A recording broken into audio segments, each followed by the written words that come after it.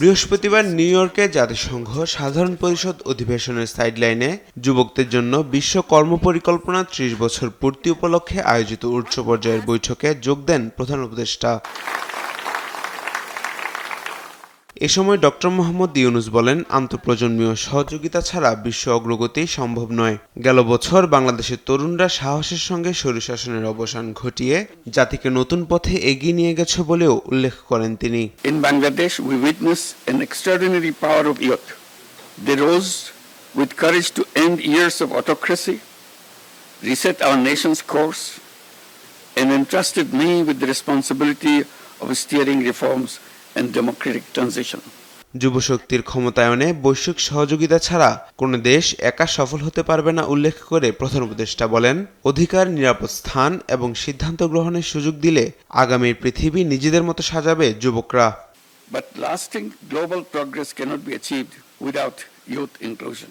Empowered by the technology in the hands of the youth, it will be the creativity and entrepreneurship which will be the path of the young people.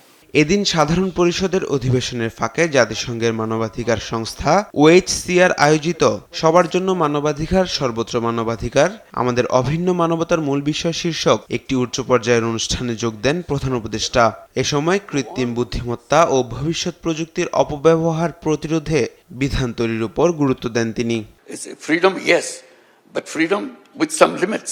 You cannot go on doing this. We have to find a way to adjust that. I'm not have the solution to that. I said this is the threat which is coming. পরে প্রধান উপদেষ্টা জাতিসংঘ সদর দপ্তরে জাতীয় ও আন্তর্জাতিক পর্যায়ে বর্তমান ও ভবিষ্যৎ প্রজন্মের কল্যাণে কার্যকর ও অর্থবহ যুব অংশগ্রহণ নিয়ে আয়োজিত এক অনুষ্ঠানে সহসভাপতিত্ব করেন। এদিন আলবেনিয়ার প্রেসিডেন্ট বাজরাম বেগাইয়ের সঙ্গেও বৈঠক করেন প্রধান উপদেষ্টা। এ সময় আলবেনিয়া বাংলাদেশ থেকে দক্ষ ও অদক্ষ শ্রমিক নিতে আগ্রহ প্রকাশ করে। এজন্য ভিসা প্রক্রিয়া সহজ করার আহ্বান জানান ড. ইউনূস। এর আগে সকালে ডাচ প্রধানমন্ত্রী ডিক শোফের সঙ্গে বৈঠক করেন প্রধান উপদেষ্টা। এ সময় কৃষি ও আঞ্চলিক সহযোগিতা সহ আসন্ন নির্বাচন, সংস্কার ও বিভিন্ন বিষয়ে আলোচনা হয়। আজ ৮০তম জাতিসংঘ সাধারণ পরিষদের অধিবেশনে ভাষণ দেবেন প্রধান উপদেষ্টা ড. মোহাম্মদ ইউনূস।